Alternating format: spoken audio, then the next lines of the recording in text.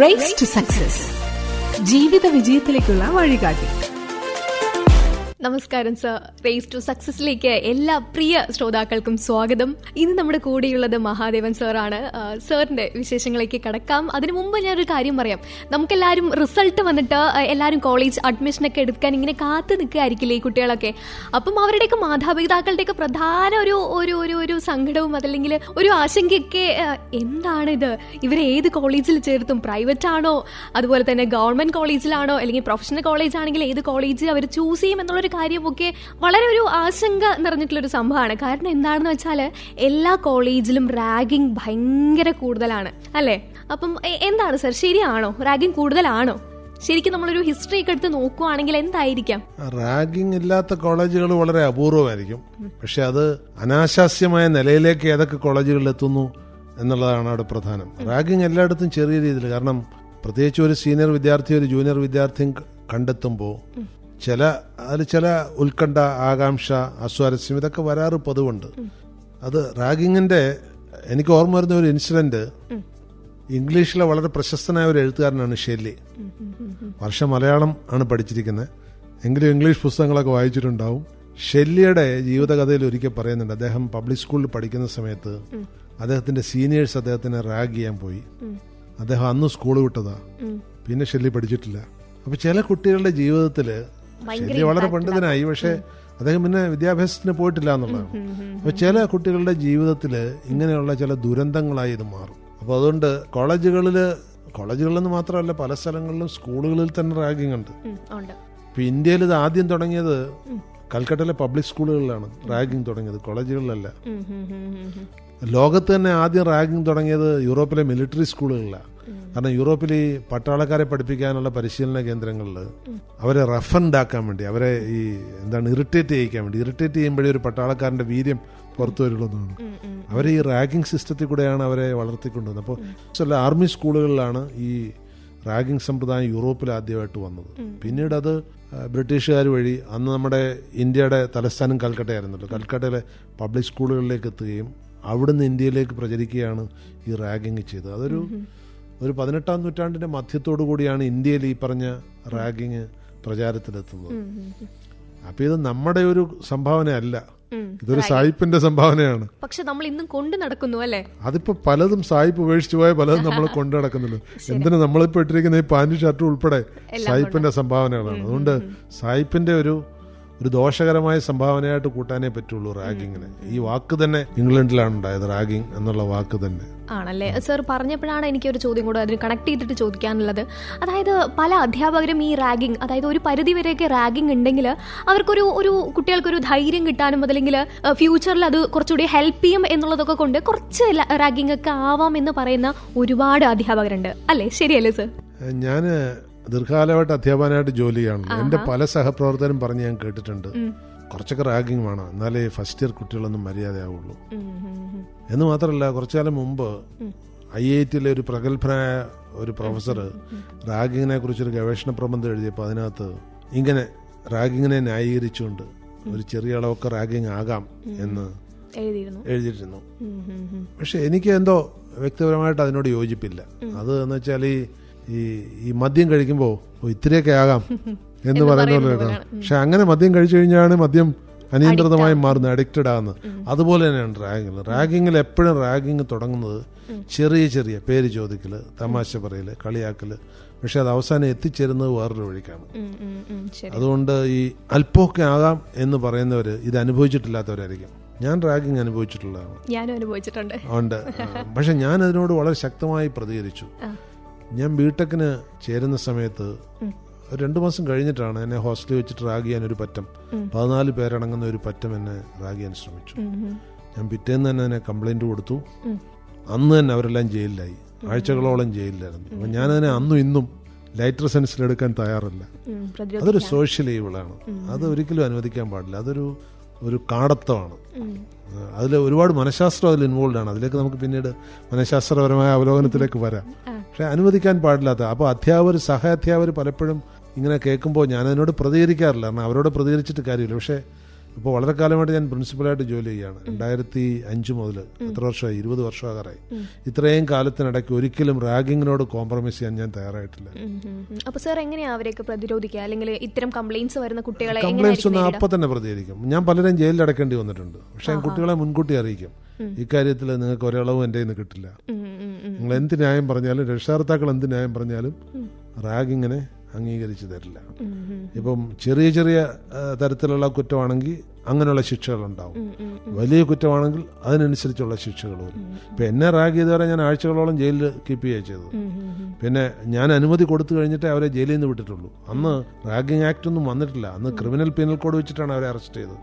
എന്നിട്ട് കൂടി അപ്പോൾ അതുകൊണ്ട് അങ്ങനെ ഒരു ലൈറ്റർ വേർഷനിലെ റാഗിനെ നമ്മൾ ഒരിക്കലും എടുക്കേണ്ടതില്ല. അതുകൊണ്ടാണ് ഞാൻ ഇന്ന് ഈ വിഷയത്തിൽ നമ്മളൊന്ന് ആലോചിക്കേണ്ടത്, കൂലങ്കക്ഷമായിട്ട് ആലോചിക്കേണ്ടതാണ്. റാഗിങ് നമ്മൾ ഏതളവ് വരെ. ഇപ്പം പക്ഷേ ഇതിൽ കോളേജിൽ പഠിക്കുന്ന സമയത്ത് റാഗ് ചെയ്തു എന്ന് പറഞ്ഞു, അത് ഇഷ്ടപ്പെട്ടിട്ടുണ്ടായിരുന്നു? ഇല്ല, എനിക്ക് +1 +2 ഉണ്ടായിരുന്നു. 2 +1 അല്ലല്ല, ഡിഗ്രി ഫസ്റ്റ് ഇയറും ഡിഗ്രി സെക്കൻഡ് ഇയറിലും ഉണ്ടായിരുന്നു. അത് പെൺകുട്ടികൾ തന്നെയാണ് ചെയ്തത്, ആൺകുട്ടികളാണ്? അല്ല, ഫസ്റ്റ് പെൺകുട്ടികൾ ചെയ്തു, അത് കഴിഞ്ഞിട്ട് പിന്നെ ആൺകുട്ടികളായിരുന്നു. അതായത് ഇവരെങ്ങനെയാണ് എന്നൊക്കെ അറിയാൻ വേണ്ടിയിട്ട് ഈ പെൺകുട്ടികളെ വിടും. അത് കഴിഞ്ഞിട്ട് ആയിരിക്കും ഇങ്ങനെ ആൺകുട്ടികൾ വന്നിട്ട് ഇങ്ങനെ സംസാരിക്കുക. അപ്പം എനിക്ക് കുറച്ച് സ്റ്റേജ് ഫിയർ ഒന്നും ഇല്ലാത്ത കൂട്ടത്തിലാണ്. ഞാൻ എല്ലാവരുടെ അടുത്തും സംസാരിക്കാനൊക്കെ എനിക്ക് ഓക്കെയാണ്. അപ്പം അങ്ങനെയുള്ള എനിക്ക് പാട്ട് പാടാൻ അറിയില്ല. എൻ്റെ അടുത്ത് ഇങ്ങനെ പബ്ലിക്കലി നിന്ന് പാട്ട് പാടാൻ പറഞ്ഞു. എനിക്ക് അതിലും വലിയൊരു അപമാനം ഇല്ല. അപ്പം ഞാൻ ചെയ്യില്ല, പറ്റില്ല എന്ന് തന്നെ പറഞ്ഞു. അപ്പം അതിനോട് ഇങ്ങനെ ചേർന്നിട്ടായിരുന്നു ഒരുപാട് ആക്രമണങ്ങൾ. എന്നാൽ ചായ ഉണ്ടാക്കും നീ, അപ്പം പെൺകുട്ടികളല്ലേ, ഇപ്പം ചായ ഉണ്ടാക്കാൻ പഠിക്കണം എന്നുള്ള പറഞ്ഞിട്ടുള്ള ഒരു രീതിയിലൊക്കെ ഭയങ്കരമായിട്ടുള്ളൊരു റാഗിങ്. ഇല്ല, പരാതി കൊടുത്തില്ല. അതാണ് നമ്മൾ തമ്മിൽ ചെറിയ വ്യത്യാസം. അതെ, തീർച്ചയായും. പ്രതികരിക്കുക. റാഗിങ് നിർത്തണമെങ്കിൽ അത് ചെയ്തേ പറ്റുള്ളൂ. പ്രതികരിച്ചില്ലെങ്കിൽ റാഗിങ് തുടർന്നു പോകും. അത് നമുക്ക് അന്നൊക്കെ അതൊരു ആസ് യൂഷ്വൽ ഇങ്ങനെ ഒരു സംഭവിക്കുന്ന ഒരു കാര്യമാണ്. അപ്പം ഞാൻ ഇനി കംപ്ലയിൻറ്റ് ചെയ്താൽ ഇനി കുറച്ചുകൂടി കൂടുമോ എന്നൊരു ഭയം എനിക്ക് അന്ന് ഉണ്ടായിരുന്നു. അതുകൊണ്ടാണ് ഞാനന്നിങ്ങനെ കൊടുക്കാതെ പോയത്. പക്ഷെ അത് മിസ്റ്റേക്ക് ആണെന്ന് മനസ്സിലാക്കുന്നു. ഈ റാഗിങ് വളരാനുള്ള ഒരു കാരണം തന്നെ അതാണ്, പ്രതികരിക്കാതിരിക്കുക. അപ്പൊ നമ്മൾ പ്രതികരിക്കാതിരിക്കും തോറും ഇത് ചെയ്യുന്നവർക്ക് കൂടുതൽ ധൈര്യം കിട്ടുകയാണ്. ഇപ്പൊ ഞാൻ പ്രതികരിച്ചു എന്ന് പറഞ്ഞില്ലേ, അത് കഴിഞ്ഞ് 2-3 വർഷത്തേക്ക് കോളേജിൽ റാഗിങ് ഉണ്ടായിരുന്നില്ല. പ്രതികരിച്ചാലുള്ള ഗുണം അതാണ്. ഭയം ഉണ്ടാവും. മാത്രമല്ല പ്രതികരിക്കപ്പെടാം എന്നൊരു തോന്നലുണ്ടായി. നമ്മുടെ ഒരു പൊതു മനഃശാസ്ത്രം എന്താണ്? ശിക്ഷിക്കപ്പെടും എന്നൊരു തോന്നലുണ്ടായി കഴിഞ്ഞാൽ നമ്മൾ കുറ്റങ്ങളിൽ നിന്ന് മാറി നിൽക്കും എല്ലാ കാര്യത്തിലും. ഇപ്പോൾ പല വിദേശ രാജ്യങ്ങളും വളരെ അച്ചടക്കത്തോടുകൂടി ആ രാജ്യം നടക്കുന്നത് എന്തെന്ന് വെച്ച് കഴിഞ്ഞാൽ, കുറ്റം ചെയ്യുന്നവൻ ശിക്ഷിക്കപ്പെടും എന്നുള്ള ഒരു പേടിയുള്ളതുകൊണ്ട്. ആ പേടിയില്ലെങ്കിൽ അനിയന്ത്രിതമായ റാഗിങ് ഉണ്ടാവും. തീർച്ചയായും ശരിയാണ്. ഇപ്പം ഏത് കോളേജിലായിരിക്കും സർ കുറച്ചുകൂടി ഈ ഒരു റാഗിങ് കൂടുതലുള്ളത്? പൊതുവെ റാഗിങ് കൂടുതൽ പ്രൊഫഷണൽ കോളേജുകളിലാണ്. അതെന്തുകൊണ്ടായിരിക്കും? പ്രൊഫഷണൽ കോളേജുകളിൽ ഈ സ്റ്റുഡൻസ് തമ്മിലുള്ള ഇന്റിമസി വളരെ കൂടുതലാണ്. ഇപ്പോൾ ആർട്സ് ആൻഡ് സയൻസ് കോളേജുകളിൽ, അങ്ങനെയുള്ള കോളേജുകളിൽ ഈ സീനിയർ സ്റ്റുഡൻസ് തന്നെ ഓർഗനൈസ്ഡ് ആയിരിക്കില്ല. പലരും പല വഴിക്കുന്നു വന്നു. ഇപ്പം ആർട്സ് സബ്ജക്ട്സ് പഠിക്കുന്നവരൊക്കെ കോളേജിൽ വരുമ്പോഴായിരിക്കും കാണുന്നത്. പക്ഷെ പ്രൊഫഷണൽ കോളേജുകളിൽ പണ്ടും ഇന്നും ഹോസ്റ്റൽ ഫെസിലിറ്റീസ് വളരെ കൂടുതലാണ്. അത് ഹോസ്റ്റൽ ഫെസിലിറ്റീസ് ഉള്ള കോളേജുകളിലാണ് ഈ റാഗിങ് കൂടുതൽ വരുന്നത്. അപ്പോൾ എന്താണെന്ന് വെച്ച് കഴിഞ്ഞാൽ, ഈ സീനിയേഴ്സിന് തമ്മിൽ അറിയാമെങ്കിൽ അവർക്ക് ജൂനിയേഴ്സ് വരുമ്പോൾ പെട്ടെന്ന് തിരിച്ചറിയാൻ പറ്റും. ഒന്ന് അങ്ങനെ തിരിച്ചറിയുമ്പോൾ, ഇപ്പോൾ ചില കോളേജുകളിൽ സീനിയേഴ്സ് ഒരു തരത്തിലും റാഗിങ്ങിന് തയ്യാറാവില്ല. കാരണം എല്ലാം ഈ ക്ലോസ് സർക്യൂട്ട് ക്യാമറയിൽ ഒബ്സർവ്ഡ് ആണ്. പിടിക്കപ്പെടും എന്നുള്ള പേടിയുണ്ട്. അപ്പോൾ പിടിക്കപ്പെടും എന്നുള്ള ഒരു പേടി ഇല്ലാതിരിക്കുകയും കൂട്ടം ചേരാനുള്ള ഒരു മോപ്പ് സൈക്കോളജി വർക്ക് ചെയ്യുകയും ചെയ്തു കഴിഞ്ഞാൽ, അതുപോലെ തന്നെ കോളേജിനേക്കാൾ കൂടുതലായിട്ട് റാഗിങ് നടക്കുന്ന ഹോസ്റ്റലുകളിലാണ്. എന്തുകൊണ്ടാണ് ഈ ഹോസ്റ്റലുകളിൽ പിടിക്കപ്പെടില്ല എന്നുള്ളൊരു ധൈര്യമാണ് അവിടെ. പിന്നെ അനോണിമിറ്റി, ഞാനാണെന്ന് അറിയില്ല. കാരണം ഈ പുതുതായി വന്ന കുട്ടിയല്ലേ. ഈ പുതുതായി വന്ന കുട്ടിയെ ഐഡന്റിഫൈ ചെയ്യാനൊന്നും വലിയ വിഷമമൊന്നുമില്ല. ഞാൻ പറഞ്ഞില്ലേ, എന്നെ ശല്യപ്പെടുത്തിയാൽ 14 പേരെ ഞാൻ ക്ലിയർ ആയിട്ട് ഐഡന്റിഫൈ ചെയ്തു. അപ്പോൾ ഐഡന്റിഫൈ ആണെന്ന് നമ്മൾ വിചാരിച്ചാൽ പറ്റും അത്. അപ്പോൾ ഐഡന്റിഫൈ ഇല്ല എന്നുള്ള ഒരു വിശ്വാസം. അപ്പോൾ ഈ വിശ്വാസത്തിൽ നിന്നാണ് ഈ റാഗിങ്ങിനുള്ള ടെൻഡൻസി കൂടുതലായിട്ട് വരുന്നത്. ശരിക്കും പറഞ്ഞാൽ ഇതൊരു ആന്റി സോഷ്യൽ സൈക്കോളജിയാണ്. മനുഷ്യന് ഇപ്പോൾ സിഗ്മണ്ട് ഫ്രോയിഡിന്റെ ഒരു സൈക്കോളജിക്കൽ തിയറി ഉണ്ട്. മലയാളമാണ് ഭാഷ പഠിച്ചെന്നുള്ളതുകൊണ്ട് ആ തിയറി ഞാൻ പറഞ്ഞത്. അതെ. ഫ്രോയിഡിന്റെ ആ തിയറി പറയുന്നത് നമ്മുടെ ചിന്തകൾ 3 തലത്തിലാണ്. ഈഗോ, സൂപ്പർ ഈഗോ എന്ന് പറയും. എന്ന് പറഞ്ഞു കഴിഞ്ഞാൽ കടത്തപരമായ ചിന്തകൾ പറഞ്ഞാൽ പ്രാകൃതമായ ചിന്തകൾ. അത് ബേസിക് ഇൻസ്റ്റിങ്സ് ആണത്. ഈഗോ എന്ന് പറഞ്ഞു കഴിഞ്ഞാൽ അതൊന്നുകൂടെ പോളിഷ്ഡ് ആയിട്ട് നമ്മൾ കാണിക്കുന്ന നമ്മുടെ പ്രവർത്തനങ്ങൾ. എപ്പോഴും നമ്മൾ പുറത്തെടുക്കില്ല, ഭയം ഉണ്ടാവും. ഈദിൽ ഓരോ മനുഷ്യനും ഒരു മൃഗമാണ്. അത് പുരുഷനായാലും ശരി സ്ത്രീ ആയാലും ശരി, ഈദ് ലെവലിൽ അവരുടെ ചിന്തകൾ വളരെ ക്രൂരമായ പ്രാകൃതമായ ചിന്തകളാണ്. പക്ഷെ നമ്മൾ ബിഹേവ് ചെയ്യുമ്പം അതുണ്ടാവില്ല. അത് കുറച്ചുകൂടെ മോഡിഫൈ ചെയ്ത് ഈഗോ ലെവലിലേക്ക് വരും. അതും കഴിഞ്ഞ് നമ്മളൊരു സൊസൈറ്റിയിൽ പെർഫോം ചെയ്യുമ്പോൾ ഒരു പോളിഷ്ഡ് ഈഗോ ആണ് വരുന്നത്. അതിനാണ് സൂപ്പർ ഈഗോ എന്ന് പറയുന്നത്. അപ്പോൾ ഇപ്പോൾ നമ്മളിപ്പോൾ രണ്ടുപേരും ഇവിടെ നിന്ന് സംസാരിക്കുമ്പോൾ നമ്മളിൽ വർക്ക് ചെയ്യുന്ന സൂപ്പർ ഈഗോ ആണ്. മറിച്ച് വളരെ ക്ലോസ് ആയിട്ടുള്ള ഒരാളുമായിട്ട് വർഷം ഇടപഴകുമ്പോൾ വരുന്നത് ഈഗോ ആയിരിക്കും. എന്നാൽ വർഷം ഒറ്റയ്ക്കായിരിക്കുമ്പോൾ വർഷയുടെ ചിന്തകൾ ഈദായിരിക്കും. അപ്പോൾ ഈ ഈദ് ചിന്തകൾ, ഐഡി ഈദ് എന്നുള്ള ഈ ഈദ് ചിന്തകൾ വളരെ ഡേഞ്ചറസ് ആണ്. അപ്പോൾ ഈ റാഗിങ്ങിൽ ആദ്യം സൂപ്പർ ഈഗോയിൽ നിന്ന് തുടങ്ങി ഇത് അവസാനിക്കുന്ന ഈദിലാണ്. ഒരു ഘട്ടം കഴിയുമ്പോൾ മനുഷ്യനിൽ ഈ പ്രാകൃതത്വം പൊന്തി വരും എന്നുള്ളതാണ്. അത് പ്രത്യേകിച്ചും ഇപ്പോൾ ഉദാഹരണത്തിന് നമ്മുടെ കൂടെ ഒരാൾ മാത്രമേ ഉള്ളൂ, അവനൊരു വിക്റ്റിമാണ് അല്ലെ അവളൊരു വിക്റ്റിമാണെങ്കിൽ റാഗിങ്ങിൻ്റെ ഇമ്പാക്റ്റ് വളരെ കൂടുതലായിരിക്കും. അവരെന്ത് ചെയ്യാനും മടിക്കില്ല. ഇനി മറ്റൊന്ന്, നമ്മളൊരു കൂട്ടമാണ്, എതിരെ നിൽക്കുന്നവൻ ഒറ്റയ്ക്കാണെങ്കിൽ അവിടെയും ഈ ഈദ് വർക്ക് ചെയ്യും. ഇതൊക്കെ മോബ് സൈക്കോളജിയുടെ ഒരു ഭാഗമായിട്ട് വരുന്നതാണ്. അപ്പോൾ ശരിക്കും പറഞ്ഞാൽ മനുഷ്യനിലെ പ്രാകൃത ചിന്തകളെ കൊണ്ട് അവനെ ഒരു മൃഗമാക്കി മാറ്റുന്ന സമയത്താണ് ഈ റാഗിങ് പരിധി വിട്ടു പോകുന്നത്. തുടങ്ങുമ്പോൾ ഈ മറ്റ് സഹപ്രവർത്തകർ പറഞ്ഞു എന്ന് പറഞ്ഞ പോലെ അത്യാവശ്യം ഇത്തിരി നല്ലതാണെന്നൊക്കെ തോന്നും. പക്ഷേ ഇതവിടെ നിൽക്കില്ല, ഇതൊരിക്കലും അവിടെ നിൽക്കില്ല.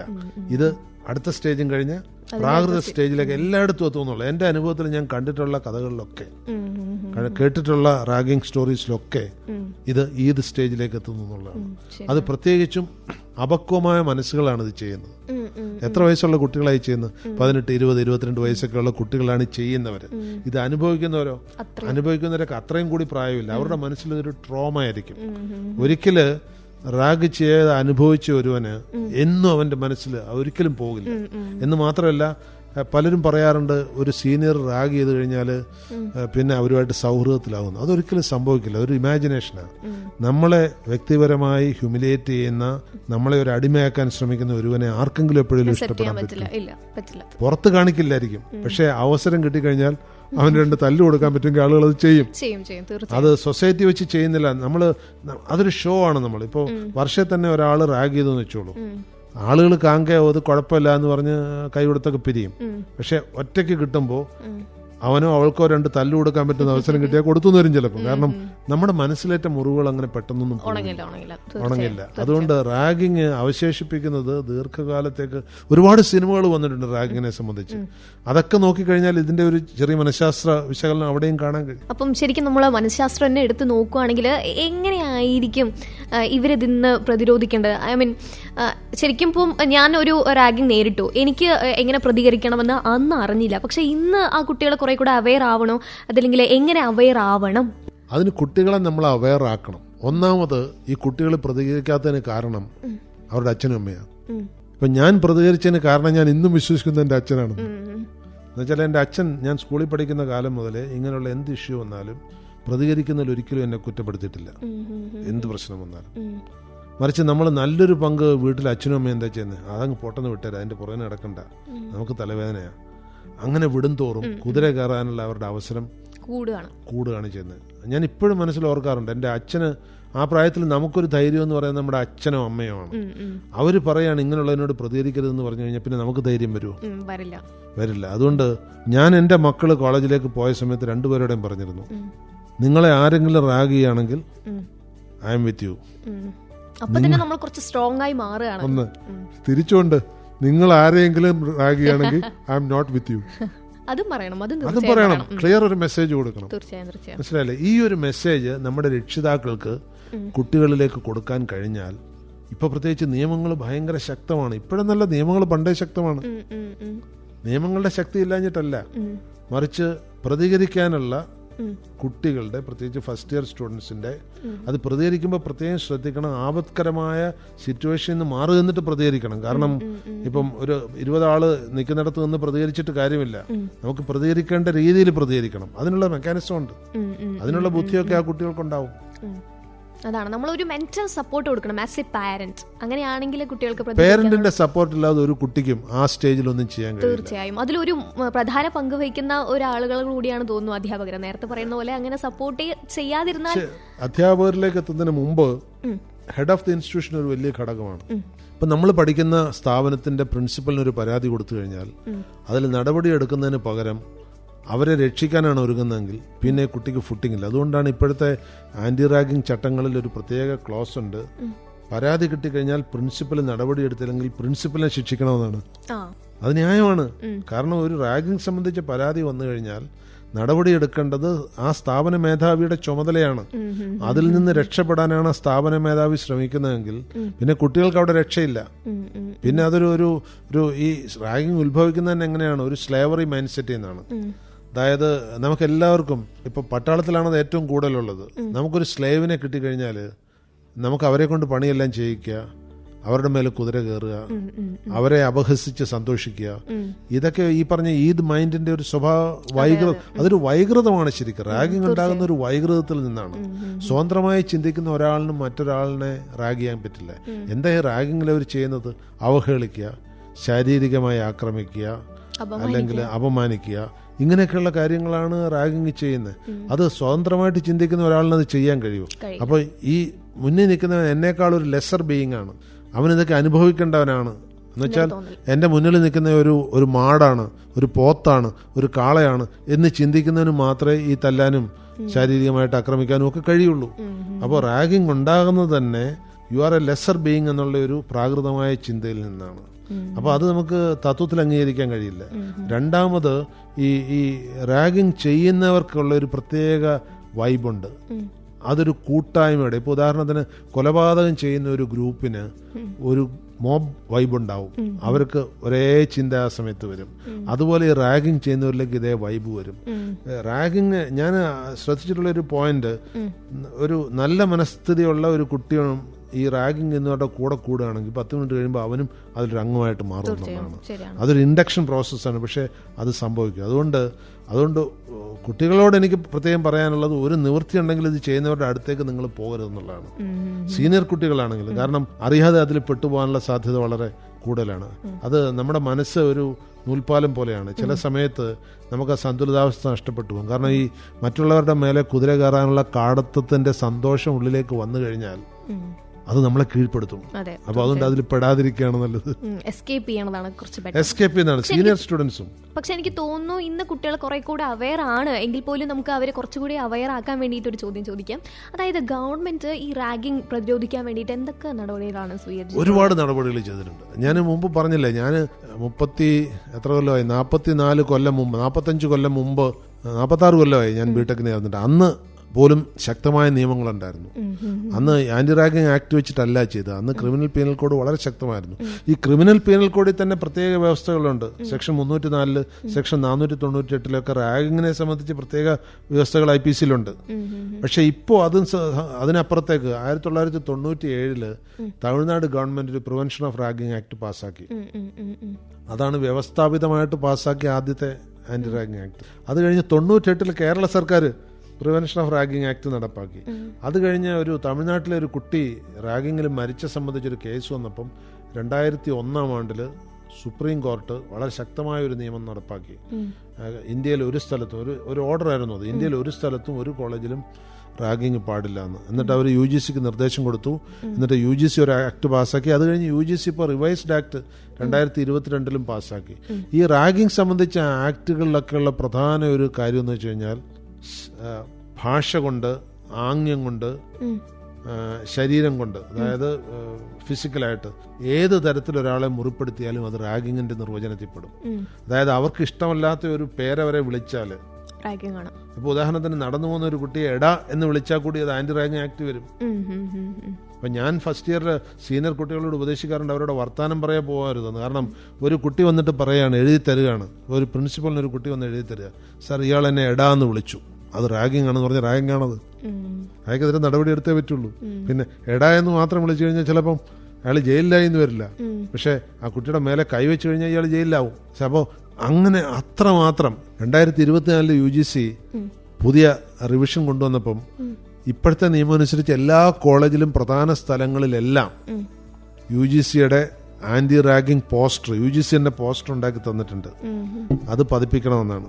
ഇപ്പൊ കഴിഞ്ഞ ഒരു 7 ദിവസമായിട്ട് ഞാൻ ഈ ഓൺലൈനായിട്ട് എഞ്ചിനീയറിംഗ് കോളേജുകളും യൂണിവേഴ്സിറ്റീസും ഇൻസ്പെക്ട് ചെയ്തുകൊണ്ടിരിക്കുകയായിരുന്നു. അതായത് AICTE ഒരു സ്കീമുണ്ട്. അടുത്ത വർഷത്തേക്ക് അംഗീകാരം കൊടുക്കണമെങ്കിൽ ഓൺലൈനായിട്ട് കോളേജും യൂണിവേഴ്സിറ്റിയൊക്കെ ഇൻസ്പെക്ട് ചെയ്യണം ഒരു കമ്മിറ്റി. അപ്പോൾ ആ കമ്മിറ്റി മെമ്പർ എന്നുള്ള നിലയ്ക്ക് ഞാൻ കുറേ ദിവസമായിട്ട് ചെയ്തുകൊണ്ടിരിക്കുക. അതിനകത്ത് പല ക്വസ്റ്റ്യനുകളിൽ ഒന്ന് ആന്റി റാഗിംഗ് കമ്മിറ്റിയുടെ കോൺസ്റ്റിറ്റ്യൂഷൻ, അതിന്റെ പ്രൂഫ്, ഇത് ഇത്രയും ഓൺലൈനായിട്ട് അവർ കാണിക്കണം. എന്നിട്ട് അത് എവിടെയൊക്കെ ഡിസ്പ്ലേ ചെയ്തിട്ടുണ്ട്, മനസ്സിലായില്ലേ? അത്ര ശക്തമാണ് നിയമം. ഡിസ്പ്ലേ കൂടി നിയമമുണ്ട്. അപ്പൊ ഇതൊക്കെ അവർ കൃത്യമായിട്ട് കാണിച്ചിരിക്കണം. കോളേജുകളുടെ നിബന്ധനയാണ്. അപ്പോൾ സ്ഥാപന മേധാവികൾക്കൊക്കെ ഇപ്പൊ ഇന്ത്യയിൽ ഏതാണ്ട് 45,000-ഓളം കോളേജുകളുണ്ട്, 1,100 മേൽ യൂണിവേഴ്സിറ്റികളുണ്ട്. ഇത്രയും സ്ഥാപനങ്ങൾക്ക് വളരെ കർശനമായ നിർദ്ദേശം AICTEയും UGCയും ഇന്ത്യൻ മെഡിക്കൽ കൗൺസിലും ഒക്കെ കൃത്യമായിട്ട് കൊടുത്തിട്ടുണ്ട്, ഈ നിയമങ്ങൾ ഫോളോ ചെയ്യണമെന്ന്. പക്ഷെ ഇതൊക്കെ ചെയ്യുമ്പോഴും ഇപ്പോഴും റാഗിംഗ് മരണങ്ങൾ സംഭവിക്കുന്നു. അത് എന്തുകൊണ്ടെന്ന് വെച്ചാൽ ഈ മനുഷ്യന്റെ വൈകൃതങ്ങൾക്ക് പരിമിതികളില്ല. ഇപ്പോൾ ഒരു 100 മനുഷ്യരെ എടുത്തു കഴിഞ്ഞാൽ ഒരു 2 പേര് വൈകൃതം ഉള്ളവരുണ്ടായാൽ മതി. അതിപ്പോൾ റാഗിങ്ങിന് മാത്രമല്ല, മറ്റേതെല്ലാം തരത്തിൽ ഇപ്പോൾ ബലാത്സംഗ കേസുകൾ, അക്രമ കേസുകൾ, ഇതൊക്കെ സംഭവിക്കുന്ന പോലെയാണ് ഇതേ ക്രിമിനാലിറ്റി ഈ പഠിക്കുന്ന കുട്ടികളിലുണ്ട്. ക്രിമിനൽ മൈൻഡുള്ളവർക്ക് മാത്രമേ റാഗിങ് ചെയ്യാൻ പറ്റുള്ളൂ, ഒരു നോർമൽ മൈൻഡുള്ള കുട്ടിക്ക് റാഗിങ് ചെയ്യാൻ പറ്റില്ല. അപ്പോൾ അതുകൊണ്ട് ഈ ക്രിമിനാലിറ്റി മനുഷ്യനിലുള്ളത് കൊണ്ട് എത്ര നിയമങ്ങൾ വന്നാലും, ഇനി പല സ്ഥലത്തും നിയമങ്ങളുടെ അഭാവം മാത്രമല്ല, ഈ നിയമത്തിന്റെ അഭാവം കൊണ്ടല്ല സംഭവിക്കുന്നത്, അതിൽ വിജിലൻസ് ഇല്ല എന്നുള്ളതാണ് പല സ്ഥാപനങ്ങളിലും. ഇനി മാത്രമല്ല, സമൂഹത്തിന് അറിയുമെന്നറിയില്ല, ഈ റിപ്പോർട്ട് ചെയ്യപ്പെടുന്ന റാഗിംഗ് കേസുകളിൽ നല്ലൊരു പങ്ക് ആൺകുട്ടികളോടുള്ള, പെൺകുട്ടികളോടുള്ള റാഗിംഗ് കേസിൽ നല്ലൊരു പങ്ക് റിപ്പോർട്ട് ചെയ്യപ്പെടുന്നില്ല എന്നുള്ളതാണ്. അത് പല കാരണങ്ങളുണ്ട്. ഇപ്പോൾ ഹോസ്റ്റലുകളിൽ നടക്കുന്ന റാഗിങ് പെൺകുട്ടികൾ അങ്ങനെ റിപ്പോർട്ട് ചെയ്യാറില്ല. കാരണം ഇവർ റിപ്പോർട്ട് ചെയ്യാൻ വേണ്ടി തയ്യാറായി വരുമ്പോഴത്തേക്ക് തന്നെ അവിടെ അതിന്റെ ചുമതലയുള്ള ഏതെങ്കിലും ഉദ്യോഗസ്ഥ ഉണ്ടാവും, അല്ലെങ്കിൽ മേട്ടന്മാരുണ്ടാവും. അവരൊക്കെ അവരെ പറഞ്ഞ് ആശ്വസിപ്പിക്കും.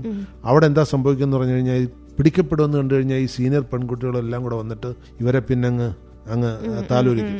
ഇവരെ കൊണ്ട് പരാതി കൊടുക്കാൻ സമ്മതിക്കില്ല. ആൺകുട്ടികളാണെങ്കിൽ ആ താലോലിക്കൽ നിൽക്കില്ല, അവർ പോയി പരാതി കൊടുക്കും, മേധാവികളും അത് സമ്മതിക്കില്ല. മറിച്ച് പെൺകുട്ടികളുടെ ഹോസ്റ്റലാണെങ്കിൽ സമൂഹം തന്നെ പറയും, അയ്യോ ഇത് പുറത്തറിഞ്ഞാൽ നിങ്ങൾക്ക് കുഴപ്പമില്ലേ, അങ്ങനെ പറഞ്ഞ് അവരെ തളർത്തും. എന്നാലും തന്റെ ഇടമുള്ള പെൺകുട്ടികൾ പലരും പരാതിപ്പെടാറുണ്ട്. പക്ഷെ എപ്പോഴും ആവശ്യമില്ല, അങ്ങനെ കൺസെഷൻ കൊടുക്കേണ്ട ആവശ്യമില്ല. കാരണം പ്രാകൃതമായ ഒരു സ്വഭാവം ചെയ്യുന്ന ആളിനെ നമ്മൾ പ്രൊമോട്ട് ചെയ്ത് കഴിഞ്ഞാൽ അവര് ഇന്ന് നമ്മളോട് ചെയ്ത് നാളെ വേറൊരാളോട് ഉറപ്പായിട്ട് ചെയ്തിരിക്കും. എന്ന് മാത്രമല്ല, ഈ ഒരു വൈകൃതം ഒരിക്കൽ പരിപോഷിക്കപ്പെട്ടാൽ അവർ ജീവിതത്തിൽ മുഴുവൻ പലയിടത്തും ഇത് പ്രയോഗിക്കും. പിന്നീട് എപ്പോഴും ഈ കുറ്റവാളികളുടെ ഒരു പ്രത്യേകത, ഒരു കുറ്റം പിടിക്കപ്പെടുന്നില്ലെങ്കിൽ ഇനിയും കുറ്റം ചെയ്യാനുള്ള പ്രേരണ അവരിലുണ്ടാവും. റാഗിങ് ചെയ്യുന്നവരെ കുറ്റവാളികളായിട്ട് തന്നെ എടുക്കണം. അവർ കോളേജ് കുട്ടികളായിട്ടല്ല എടുക്കേണ്ടത്, അവരെ കുറ്റവാളികളായിട്ട് എടുക്കണം. കാരണം അവർ കൊച്ചുകുട്ടികളല്ലല്ലോ, 18, 19, 20, 21, 22 വയസ്സൊക്കെ ഉള്ളവരാണ്. അവരെന്തിനാ കൊച്ചുകുട്ടികളായിട്ട് എടുക്കുന്നത്? അതുകൊണ്ട് അത് അത്ര സീരിയസ് ആയിട്ട് തന്നെ എടുക്കുന്നത്. അപ്പം നമുക്കറിയാം, സാർ ഒരുപാട് കാലം അധ്യാപകനായിരുന്നു, അതുപോലെ തന്നെ കോളേജ് പ്രിൻസിപ്പൾ ആയിരുന്നു. അപ്പം സാറിൻ്റെ ഒരു പേഴ്സണൽ എക്സ്പീരിയൻസിൽ ഏതെങ്കിലും ഒരു കുട്ടീൻ്റെ ഒരു അനുഭവം പറയാനാണ് ഉണ്ടാവുമായിരിക്കും. പക്ഷേ പേരെടുത്തൊന്നും പറയണ്ട, എങ്കിലും ഇങ്ങനെയാണ് ആ കുട്ടിക്ക് സംഭവിച്ചത് എന്നറിഞ്ഞാൽ ചിലപ്പം അതിൽ നിന്ന് ആർക്കെങ്കിലും ഇങ്ങനെയൊക്കെ സംഭവിക്കാം അല്ലേ എന്ന് പറഞ്ഞിട്ടുള്ള ഒരു ചിലപ്പം അങ്ങനെയെങ്കിലും മനസ്സിലാക്കുന്ന ഒരു കൂട്ടം ആളുകൾ ഉണ്ടാവുമെന്ന് ഞാൻ വിചാരിക്കുന്നു. അതുകൊണ്ട് മാത്രമാണ് ഞാൻ ചോദിക്കുന്നത്, അങ്ങനെ എന്തെങ്കിലും ഒരു പേഴ്സണൽ എക്സ്പീരിയൻസ്. ഞാൻ പല പ്രാവശ്യവും റാഗിങ് ചെയ്യുന്നവരെ വളരെ കർക്കശമായിട്ട് ഡീൽ ചെയ്യേണ്ടി വന്നിട്ടുണ്ട്. ഞാനൊരു ചെറിയ ഉദാഹരണം പറയാം. 2005 സംഭവിച്ചൊരു സംഭവമാണ്. 2005 അതെ. അന്ന് ഞാൻ തിരുവനന്തപുരത്ത് ഒരു എഞ്ചിനീയറിംഗ് കോളേജിലെ പ്രിൻസിപ്പലാണ്. അപ്പോൾ ഒരു ദിവസം ഒരു 9:30 ആയപ്പോൾ സെക്യൂരിറ്റി ഓഫീസർ വന്ന് പറയുന്നു, സാർ ഒരു പെൺകുട്ടിയെ ഒരു പയ്യൻ അവിടെ പിടിച്ചു നിർത്തിയിരിക്കുക, പെൺകുട്ടി ഫസ്റ്റ് ഇയറിലെയാണ്, ആ കുട്ടി നിന്ന് കരയുന്നുണ്ട്, പയ്യൻ വിടുന്നില്ല, അപ്പോൾ റാഗ് ചെയ്യാണെന്ന് പറഞ്ഞു. അപ്പം ഞാൻ പറഞ്ഞു ഇമ്മീഡിയറ്റ്ലി പോയി പറയൂ, 2 പേരുടെ ക്ലാസ്സിൽ പോകാനെന്ന് പറഞ്ഞു. ഇയാൾ പോയി പറഞ്ഞിട്ട് ഈ പയ്യൻ വകവെച്ചില്ല, അഹങ്കാരമാണ്. അത് കഴിഞ്ഞൊരു 10 മിനിറ്റ് കഴിഞ്ഞപ്പോൾ ഇയാൾ വീണ്ടും വന്ന് പറഞ്ഞു, സാർ പോകുന്നില്ല, പയ്യൻ വിടുന്നില്ല, അവൻ എൻ്റെ അടുക്ക തട്ടിക്കറുകയാണ്, തനിക്കെന്താ കാര്യം എന്ന് ചോദിച്ചിട്ട്. അപ്പോൾ എനിക്ക് മനസ്സിലായ പയ്യനെന്തോ ഒരു ചെറിയ അഹങ്കാരം ഉണ്ടാവുന്നു. കാരണം ചില കുട്ടികൾക്ക് അവർക്ക് വലിയ ഹോൾഡാണെന്നൊക്കെയുള്ള ചില. അപ്പം ഞാൻ അപ്പം തന്നെ പോലീസ് സ്റ്റേഷനിലേക്ക് വിളിച്ചു പറഞ്ഞു, ഇവിടെ ഇങ്ങനെ കേസ് നടക്കുന്നുണ്ട്, ഇമ്മീഡിയറ്റ്ലി പിടിച്ചോണ്ട് പോയിക്കൊള്ളാൻ പറഞ്ഞു. അവനെ എനിക്ക് പയ്യൻ ഏതാണെന്നും അറിയില്ല, കാരണം ഇറലവൻ്റാണ്, എക്സോ വൈയോ എന്നുള്ളത് എനിക്കൊന്നും അറിയില്ല. അത് കഴിഞ്ഞ് പോലീസ് സ്റ്റേഷനിൽ 10 മിനിറ്റേ വേണ്ടു വണ്ടിയെ തന്നെ. അവർ ഒരു വലിയ ബറ്റാലിയൻ പോലീസുമായിട്ടാണ് വന്നത്. അവിടുത്തെ സർക്കിൾ ഇൻസ്പെക്ടർ വളരെ മിടുക്കനായ ഒരു ആളായിരുന്നു. അയാൾ നേരെ വന്നതും ലൊക്കേഷനൊക്കെ പറഞ്ഞു കൊടുത്തു, ഇന്നടത്താണ് നിൽക്കുന്നത്, ഇപ്പോഴും അയാൾ ആ കുട്ടി ഹരാസ് ചെയ്തുകൊണ്ടിരിക്കുക, പിടിച്ചോണ്ട് പോയിക്കണം. അയാൾ ഓടി വന്നപ്പോഴേ ഈ പോലീസ് ഇങ്ങനെ കൂട്ടത്തോടെ വരുന്നുണ്ടപ്പോൾ ഈ പയ്യൻ ഓടിയിട്ട് ആ കോളേജിന്റെ മതിലിന് ഏകദേശം 8 അടി 9 അടി പൊക്കമുണ്ട്, കരിങ്കൽ മതിലാണ്. ഈ മതിൽ ചാടിക്കയറാൻ നോക്കി പയ്യൻ, ചാടിക്കയറി രക്ഷപ്പെടാൻ നോക്കി പുറത്തേക്ക്. പക്ഷെ പോലീസ് വലിച്ച് താഴെ ഇട്ടു. അപ്പം തന്നെ അവർ പിടിച്ചു കൊണ്ടുപോയി അപ്പം തന്നെ FIR റെക്കോർഡ് ചെയ്യുകയും ചെയ്തു. അത് പോലീസ് വളരെ ക്വിക്കായിട്ട് ആക്ട് ചെയ്തു എന്നുള്ളതാണ്. ഇപ്പോഴായിരുന്നെങ്കിൽ ഞാൻ ആ പയ്യനെ അങ്ങ് വിളിപ്പിച്ചേനേയും. പക്ഷെ അന്ന് ഞാൻ കുറച്ചുകൂടെ ചെറുപ്പമാണല്ലോ, അന്ന് നിയമപരമായിട്ട് തന്നെ ആയിക്കോട്ടെ എന്ന് വിചാരിച്ചു. എന്തിനാ ഞാൻ വിളിച്ചതിൽ ഇടപെടുന്നത്, അതിന്റെ നിയമം അതിന്റെ വഴിക്ക് പോട്ടെ എന്ന് വിചാരിച്ചു. 1 മണിക്കൂർ കഴിഞ്ഞപ്പം ഈ പറഞ്ഞ പയ്യന്റെ അമ്മയും ഒരു പോലീസ് SP യൂണിഫോമിലല്ല, അയാൾ വേറെ ഏതോ ഡിപ്പാർട്ട്മെന്റിൽ SP ആയിട്ട് വർക്ക് ചെയ്യുന്നതാണ്. രണ്ടുപേരും കൂടെ എന്നെ കാണാൻ വന്നു. ഇപ്പം എൻ്റെ അമ്മ വളരെ അറിയപ്പെടുന്ന ഒരു സെലിബ്രിറ്റിയാണ്. അപ്പോൾ പറഞ്ഞു, സാറേ എങ്ങനെയാലും ഒന്ന് പരാതിയില്ല എന്ന് പറഞ്ഞ് ആ പെൺകുട്ടിയെ കൊണ്ടൊന്ന് എഴുതിച്ചു കൊടുക്കണം എന്ന് പറഞ്ഞു. ഞാൻ പറഞ്ഞു അത് നടക്കില്ല, കാരണം ആ പെൺകുട്ടിയെ ഹറാസ് ചെയ്ത് കണ്ടത് സെക്യൂരിറ്റി ഓഫീസറാണ്, അയാൾ വാൺ ചെയ്തിട്ട് ഈ കുട്ടി പോയില്ല, അതിൻ്റെ നിയമപരമായ നടപടിയാണ് ഇനി ചെയ്യുന്നതെന്ന് പറഞ്ഞു. അവര് ആ കുട്ടിയെ ജാമ്യത്തിലെടുക്കാൻ വേണ്ടി അവർ ഈ പറഞ്ഞ പോലീസ് ഉദ്യോഗസ്ഥരും ഈ പറഞ്ഞ അമ്മയൊക്കെ കൂടി പലതവണ ശ്രമിച്ചിട്ടും ജാമ്യത്തിലെടുക്കാൻ പറ്റിയില്ല. ആഴ്ചകളോളം അയാൾ ജയിലിലായിരുന്നു. അപ്പം ഞാൻ പറഞ്ഞ ആ നിയമത്തിൻ്റെ ശക്തിയെക്കുറിച്ച് മനസ്സിലല്ലേ, എന്നാൽ അയാൾ പറഞ്ഞനുസരിച്ച് ആ കുട്ടിയെ വിട്ടിട്ടങ്ങ് പോയിരുന്നെങ്കിൽ ഈ പറഞ്ഞ ഒന്നും ഉണ്ടാകുമായിരുന്നില്ല. അപ്പോൾ ഈ നിയമത്തിൻ്റെ ശക്തിയെക്കുറിച്ച് അറിയാതെ കുട്ടികൾ ഇങ്ങനെ ചെയ്യുമ്പോൾ അവർ പെട്ടുപോകും.